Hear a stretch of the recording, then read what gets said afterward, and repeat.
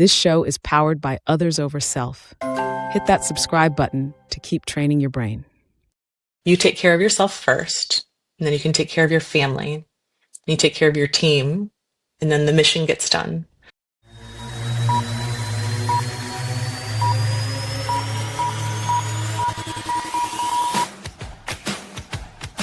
From Others Over Self, it's Hardcore and At Ease, a show about people who are keeping their edge without going over the edge.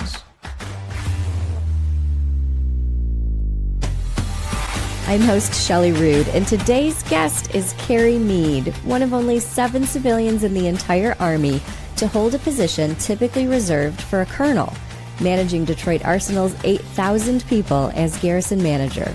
We explore how to break through career plateaus by expanding your network instead of just climbing higher.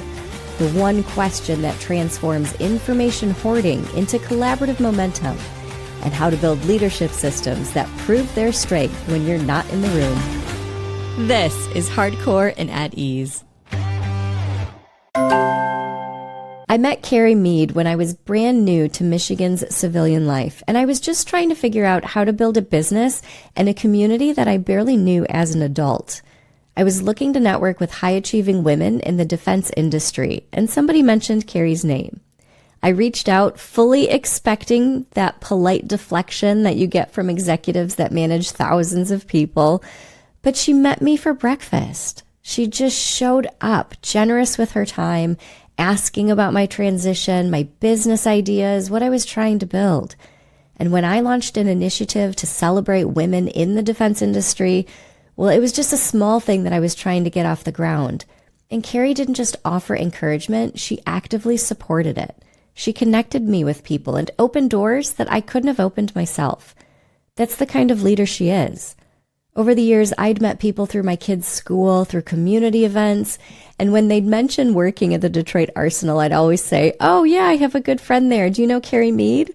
The response was almost always the same. A chuckle, "Oh, I don't know her personally, but I see your name on a lot of paperwork and memos." That tells you something about the scope of what she was managing. 8,000 people. You don't personally know everyone when you're running a city within a city, but everyone knows who's leading them. Here's the moment that captured who Carrie really is for me.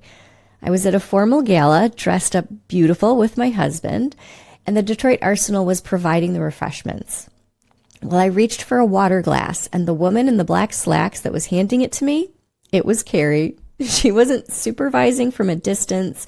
She wasn't delegating the grunt workout. She was actually operating alongside her people, providing support to them in the way that they could see and appreciate. That's authentic leadership. It's not the performative kind where you just show up for photo ops.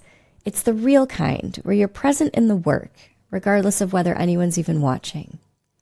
Today's conversation is about generate momentum. It's the 4th element of the Hardcore and At Ease framework for everyday excellence. We build collaborative momentum that multiplies exponentially.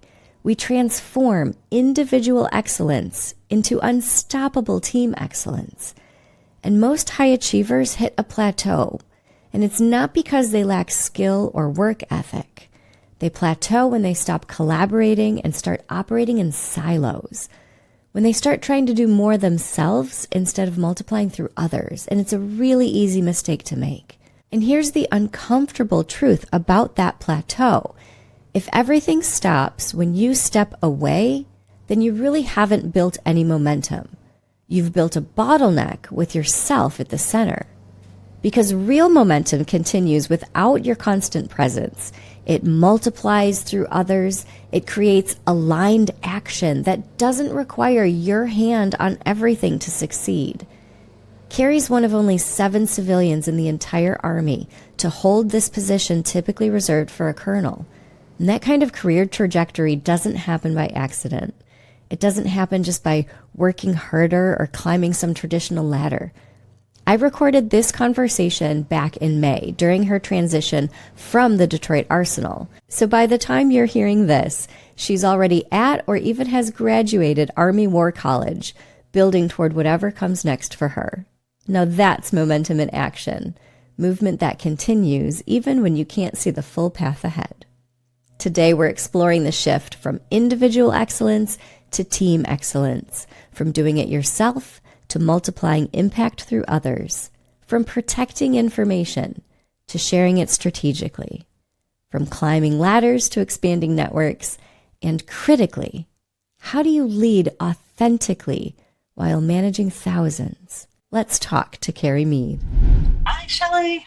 Thank you so much for joining us today, Carrie. Now, your career spans over 20 years at military installations. What first drew you to a career that supported our nation's defense structure? Wow. So if you would have talked to me, Shelley, right as I had graduated college, I never would have told you I'd be spending 20 years working in the defense industry, supporting our soldiers and our families. And that the thing that drew me that way is I held up and married a boy in the Army, right? So I had gotten myself down to North Carolina. I was ready to go to UNC to law school and figured out that that fellow that I dated over the summer who had joined the Army was about a short drive away. And once I got a chance to see him a couple times, we decided like we're going to do this life thing together, and that kind of changed everything for me. Now, at what age did you start to get into the defense industry? Can I ask? So, geez, married at 23, so this seems really young now that I'm a little bit older and past that age. But married at 23, and we moved out to Colorado to Fort Carson, and I wasn't able to get a job working in the defense industry or a job, for what I had gone to school for, which is working with youth at risk. But I started picking up working service to the armed forces as a member of the American Red Cross when we moved to Germany back in You know what's 1997. funny, Carrie? I would say that the work that you do in our defense industry is working with youth at risk. It could As a be military categorized veteran that way. myself. Yes, it could be. It could be at times, perhaps. Too fun. And when you're out there as, I mean, you're a grown woman at 23, but you still feel very young and you still feel like, where am I going to put my footprint? Did did you have confidence to step into the defense industry, or like what did that door opening look like for you? Yeah, I'll say, for me, Shell, I think it's more my comfort zone was taking care of people. So, when you're working with youth at risk, you're helping young kids and their families navigate challenges. And really that's, when I went to your point, right, about that's really helping the same kind of job working that way, service to the armed forces. I spent a lot of time helping families and young soldiers and their families navigate hard times, right? I was a caseworker for the American Red Cross when I first started, where I was the person calling you to tell you that somebody in your family was ill or had died, and we were going to try and help you get back to be with your family at that critical time. So, that has kind of, I'll say, morphed into something bigger in my current role, but definitely kind of has always started with taking care of people, which is really one of the important Army tenets, right? We take care of our people, and then our soldiers and their families take care of us. And not any more or less important. I was one of those soldiers that received a Red Cross phone call when my grandfather passed away. Yeah. And I'll never forget that moment. And so now Yeah. you were a part of those moments when you were doing that job, and now you're just doing it in a different capacity. So there have been significant changes. I've known you for years now, Carrie, and Yeah. there's been I was going significant back. Yeah. changes. Wow. Yeah. I was like, Just ooh. kind of witnessing that. So, for a lot of our listeners, I think that they hear Detroit Arsenal, but I don't think they really understand the beans and bullets and the scope of the mission that Sure. happens over at the Arsenal. Can you take a second and just kind of orient us to that? Yeah, for sure. So let me start with my current role. So you referred to me as the garrison commander earlier in your intro, but I'm going to correct that and call that the garrison manager.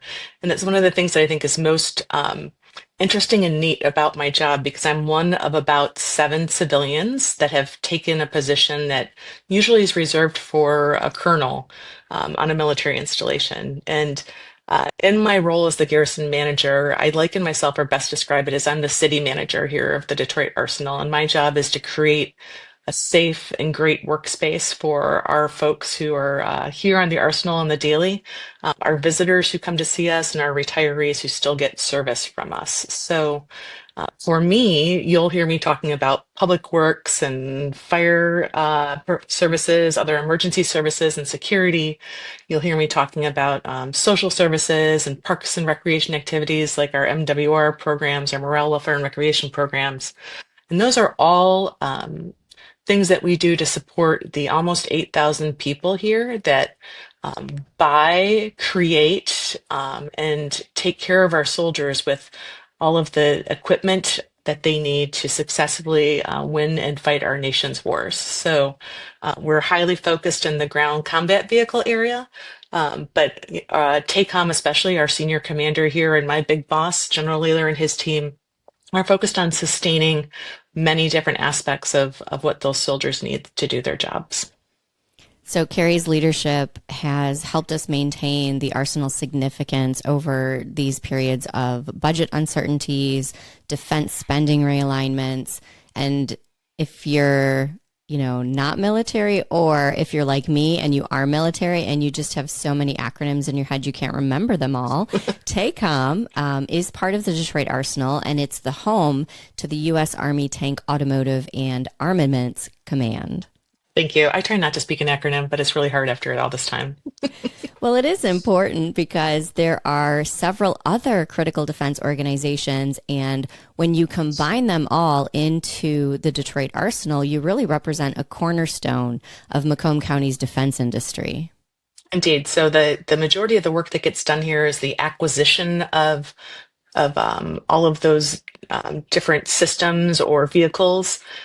It's the research and development that goes along with them, and then the sustainment, right? The logistical end of all that here. So the folks who work at the Arsenal do really important things to keep us moving forward and making sure that our folks have the best equipment that they have, or the equipment that they have is sustained well. And they're super soldier centric focused. And I say that to say there's probably only about 250 soldiers assigned to the arsenal of those 8,000 people. It And I was, think yeah, of people, thousands of people. right, right. I think people don't realize the significant work that the civilian corps does here, and how important what they do here is to keeping our lethality high and our soldiers safe. Now, we mentioned the budget uncertainties over the last few years, the spending realignments, bringing that to a more conversational level. Can you talk us through some of the most significant changes that you've really witnessed there during your tenure? For sure. So, I think like any good business, the government has to look at, take a critical look at how we're doing things, and is what we planned on doing still the right road to be traveling, right? And I think we see, we see a lot of that, especially recently. And I won't get crazy political about things, but we always are taking a critical look at how we can perform better, how we can realign the resources that we're given to provide the most service that we can to our teammates. So I think you'll see, if you were to go back on our timeline here historically with the Arsenal, you'll see lots of changes in maybe the vehicle systems that we're purchasing or sustaining. You'll see different us looking at different and innovative ways to procure items. I know other transactional authorities was a big thing. If we go back 5 or 6 years, right, as a different way to engage with the industry to buy things. So Can you give me an example of those ground systems that you're doing now? so for me, I'm not as in the elbow deep portion of those things, but I'll tell you back when I know when the Army was looking and first getting into some of the robotics pieces, they were using those other transactional authorities to see what was already out there, right, and how we can use equipment that's already being made in industry, and adapt it for best use for the Army. Carrie, I love your honesty with like, my job, my position is not necessarily elbow deep. So there are layers of things that I don't get into specifics. I love that. And I wish that a lot of us would realize like it's okay to stay in your lane, and that can actually be It can be real really strength. helpful. Yeah, It can for be sure. helpful. For sure, for Now, sure. as the garrison manager, what aspects of your role have required that most intense focus for you, particularly when you're thinking about relationships between maybe military and civilian communities? Sure. I came into this job. I had been acting in the position for about 3 months when the pandemic started. So I'll use that. I mean, that to me, like, there's no better trial than trial by fire, right? So, trial by fire, some of those hardcore and critical things, and some of what I look back on and I reflect on as like being the best practice things was really my team's constant refrain of who else needs to know, right? There were so many things moving and changing so quickly at a time, and especially when we felt so protective of our workforce and wanting to make sure that we were doing the right things to protect the workforce, but keep the mission going. Um, our mantra, like every discussion we had, the last question was like, who else needs to know? And sometimes our discussion was really about like, who you think might need to know. There might be more people, right? So sometimes you have to cast that communication a little more broadly. So Oh I'll my say one gosh, of the you're things. you're like opposite of where my immediate reaction goes because I come from the military intelligence world. So I'm Yes, like we gotta hold the it, the right? need to Yeah. know is like you hold it tight and you don't give out communication. Only the people that need to know need to know. Right. So I mean, it is. It's a big spin kind of on the same thought, right? And to your point, right, with the I'm not going to talk a lot about the ground vehicle system side of things because I don't have a need to know, so I'm not spun up on it, right? But uh, that in communicating with folks more widely as our community, we took that moniker of what else do we need to know, and we went wide. Like we need to be engaged with the state, we need to be engaged with the counties, we need to be engaged with the regions, we need to be engaged with Selfridge. They're doing is important to us because we're sitting on Selfridge in many different ways. Um, what is the local community doing? What is the National Guard, the Greater National Guard doing? They came and helped us in so many ways when we were didn't have enough folks to accomplish some of the missions that we wanted to do. They helped step in, and then making sure that who else needs to know on the installation, right? Like making sure all of the equities and the individual organizations here had access to information that they needed to share with their workforce. So.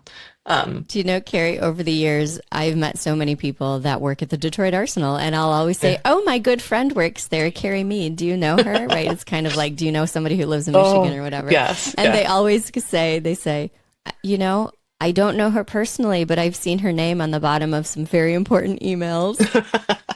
So I'll make you laugh because I was at a women in defense event, and it was like something, like a wine tasting. It wasn't like a real official event kind of thing. And I was speaking with a friend there, and she's like, "Oh, my husband works on the Arsenal. I'll see if he knows you." And she's texts her husband, and she comes back. She goes, "Oh, he says you're the COVID lady," because I was sending all of those COVID messages on the daily. Sorry, I made myself laugh so hard I knocked out my earbud. Um, Well, I mean, somebody has to do it. So yeah, I'm delighted that I think I've shaken that moniker for a while, but yeah, I laughed because I'm like, oh, hey, that's good. That means you were reading all that I need you to know this information messaging that I was putting out. You know, there are world events that happen and they serve as milestones in our lives forever. And, you know, when Carrie Mead thinks of her time at the Detroit Arsenal, COVID is attached to that, whether you like it or not. When Yeah. I worked in broadcast television, I'm going to date myself here, but I worked during the transition from analog to digital. That was a big, big deal. That was a Oh my majority of God. my television career. So Germany for me, working at the Red Cross will always be Y2K. It was Y2K, and we were all of our computers were going to die, and we were going to get stuck in Germany. I don't know. It's too funny. Did you? Did it happen? No, Oh, all okay. that worry for naught. All that worry for not. No, we never do that. So you mentioned women in defense. You know, I want to get a little bit into, you know, who is Carrie Mead. And beyond your official duties, you've really been involved with Women in Defense Michigan. Can you share with me Why did you choose that organization? I mean, they have a mission as well, and it's interesting to see how it's really aligned with your personal leadership and philosophy. Yeah, so Women in Defense, it was one of those things where I had rolled out of a formal mentorship program in my command, and I had signed up to receive their emails, and shortly thereafter had gotten a note about how they were standing up their next cohort of mentors. And I was like, well, I need a new mentor, right? Like, oh yeah, okay, so I need a mentor. So it all started very, easing my way in with picking up as having a mentor, and then that moved into the becoming on the mentorship committee, and that moved into becoming the vice president and the president of the organization. And I'll tell you, it like what a joy to surround yourself with the right people, right? You hear that all the time from folks that you want to see what your future is, look around you. Who are you surrounding yourself with? And surrounding myself with these amazing women and men who joined the organization as well, for Women in Defense, just is a community that lifts people up. So we were and are highly focused on creating great women leaders in the defense space, creating strong networks, and then bringing up the next generation. So we do that through scholarship, we do that through STEM programming, we do that in a variety of ways. And it really, I always say, like, if you're going to volunteer your time for something, it better be amazing. And the chance to volunteer with a Women in Defense organization always proved to be amazing, and always proved to help connect our community in very positive ways. And your volunteer time didn't stop with Women in Defense. You work with Fisher House, Michigan as well, which helps to Yeah. support families in need. What impact have you seen there? Why not stop after one volunteer organization, Nah, Carrie? You're a nah, busy lady. nah. So, you got to do what you love, right? And you have to demonstrate it for other people. So I saw my first Fisher House, right? And if people are not familiar with Fisher House, they're comfort and care homes for our soldiers and families, and our veterans and their families that are usually tied to a military medical hospital or a veterans administration hospital. And I saw my first Fisher House when I was doing the executive leader development program, and I was down at Fort Sam Houston, and got to walk through and see a very tangible way that we show how much we support our armed forces and how much we support our veterans, by setting up these homes where their families can count on a safe space that's comfortable, that will feed them, that will help meet their all those Maslow needs, right? Those the need for shelter and care and food, and what a great way to just really be able to give back to folks. So when I heard that we were standing up Fisher House in Michigan and raising money to open our first house in Ann Arbor, I'm like, I am in, 100% in. And super excited to say that we just opened our house in Detroit as well. So We did. I We know I'm did. so excited by, like, it just, like I said, it's sometimes it's very hard. Like when we donate to things, you're like, ah, yeah, but like I just being in the house and talking to the families that are there, or, I'm on the social media sites for Fisher House, Michigan, and we always put, we put the little journal entries that the families leave for us out to just kind of reiterate, what all we're doing for them. So, yeah, I don't Yeah. know, it's a joy. I mean, if Carrie Mead can go out there and give more of herself to her community in this way, I think that all of us need to make it a priority. Managing a major military installation while maintaining community connections, I mean, that requires balance, like hardcore balance. I bet you have some pretty significant boundaries, I Carrie. Can laugh you? about balance though, Shelley, all the time, because I say balance is junk. Like Balance no is one, no junk. one's like when you balance, like, okay, when you were in the teeter-totter when you were a kid, like how often did you stop right here perfectly, I right? love that analogy. You don't, right? You don't. You're here because somebody, maybe you don't have the right person on the other side with you, or you're here, or you're wavy gravy, and you're passing through the balance point. But I think, for me, that whole like work life thing is you have to understand, like, everyone's not going to get 100% all the time because there's not 100% to give. So, what I do say to folks, and I was talking to a group of mentees in my career field. And they're like, well, how do you do it? I'm like, you're going to make the time. You are going to make the time for the things that are important to you. So you make sure you make enough time for your family, you make enough time to get your work done, and you make enough time to contribute back to your community, right? And it's not always they're not always going to be equal or even. So you just have to figure out the best way, and I always say move it around a little bit so that you pass through the balance point more often. I just was listening this morning and leaning into the idea that work fills whatever box you give it. And Yeah. if you give it a gigantic box of your entire life, 2 in the morning, 4 in the morning, 6 in the morning, then it's going to fill it. Yep. Exactly. Yeah, that's great. I hadn't thought about it that way, but it's true. Like you know, I laugh because I talk to people like I like to stay late. I'd rather stay like an extra hour at night. I'm not going to go home and fire my computer back up and do more work, right? The way I protect my space and my peace that way is like I stay till I get it done. Because you're right. If I bring it home, then it will, and I reopen the door to that box, and I'll make more space for it. And we don't want to do that. We want to make lots of space for lots of things. And I know when I do that, the quality suffers. Yeah. Like if I just keep in the zone and just crank out another 30 minutes or another hour, whatever's needed, it's so good. But then when you like close and you pause and you come back and now the kid's running in the house and the fingers are sticky and now I can't find my notes.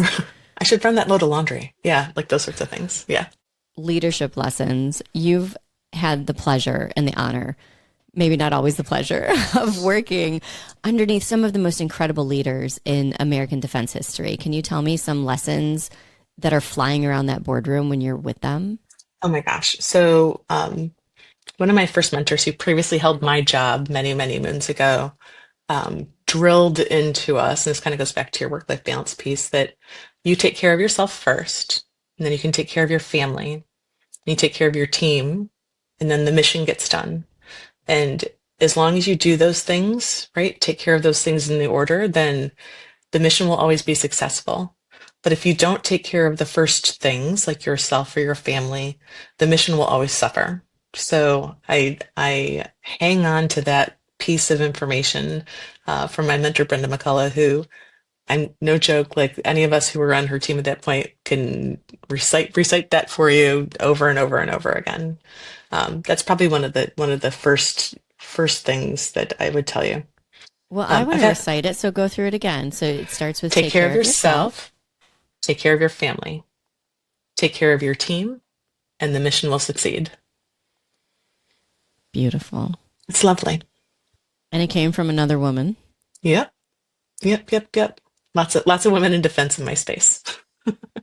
Well, you're in my backyard. I mean, Macomb County is where I live. We are home to the Selfridge Air National Guard base, and we've had some major news lately with the A-10s retiring, not retiring. President Trump was just on ground. Can you walk me through a little bit about what's next for the area? Because I know, Carrie Mead, your time in your position is coming to an end. You're getting ready to It tie a bow on is. it.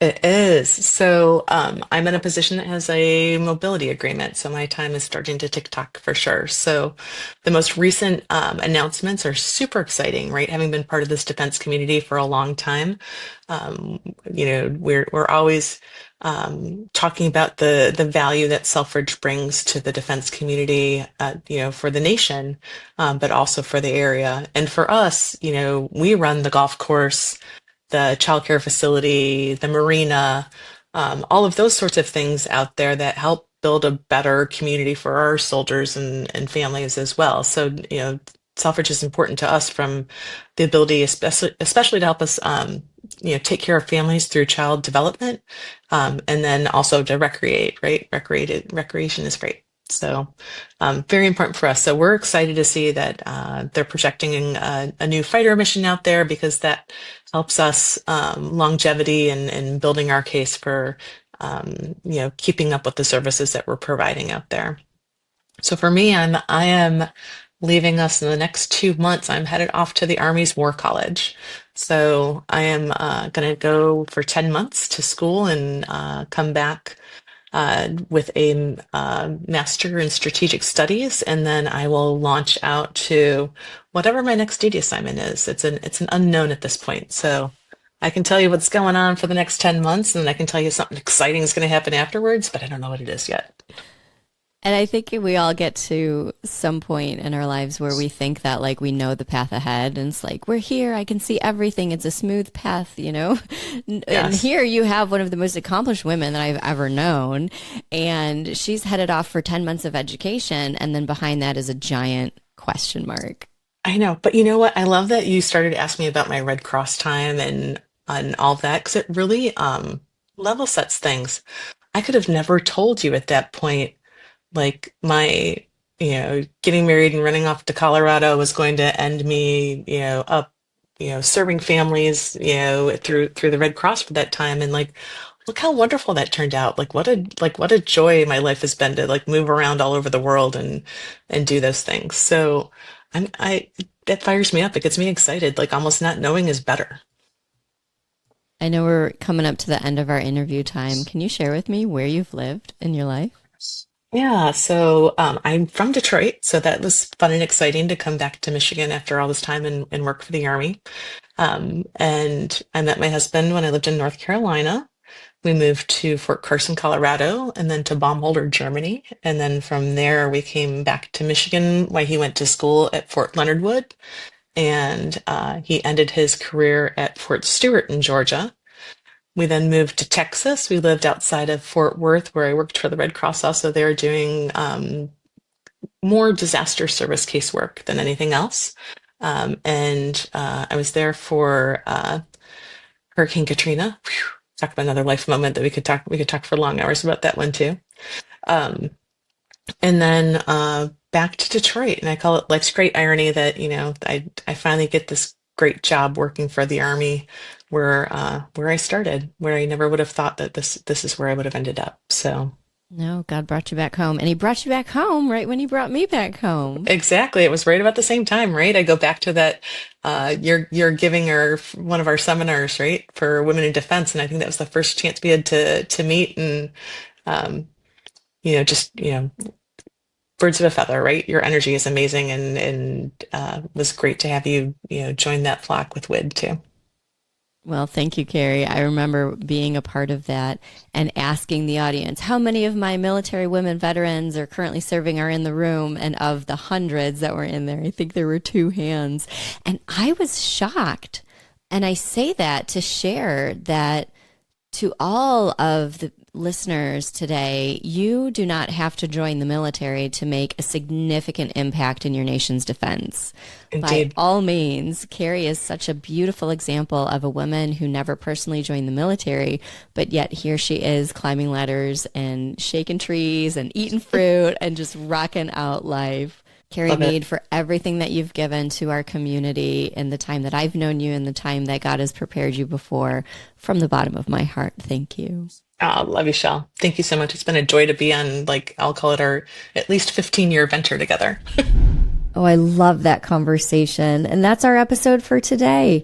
I want to name what Carrie just demonstrated about generating momentum, the plateau that most achievers hit. It isn't about capability. It's more about approach. Do you feel like you might be trying to do more by yourself when you know deep inside that you should just be working through others to multiply these efforts? Think about your career progression. Are you focused on that next rung up, or are you working on building connections that create some unexpected opportunities? Because traditional ladder climbing assumes that there's a linear path. Network expansion, on the other hand, it creates possibilities that you can't even see. And so here's the generate momentum principle that matters most. Real momentum continues without your constant presence. If everything stops when you step away, then you haven't built momentum. You've built a bottleneck with yourself at the center. So here's your action for this week. In your next 3 important conversations, practice asking, who else needs to know? Not who has the need to know.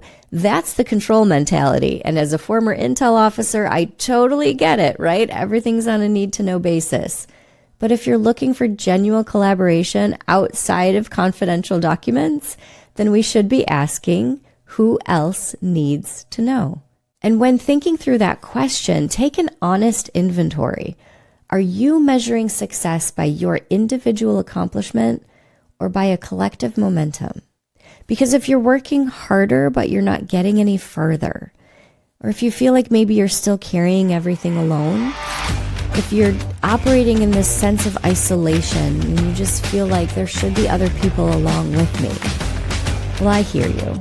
And the Others Over Self coaching framework is designed specifically to help ambitious people like you break through those plateaus. Not by working more, but by generating momentum that multiplies exponentially through strategic collaboration. You don't break through plateaus by working harder alone. You break through them by generating with other people to multiply your impact.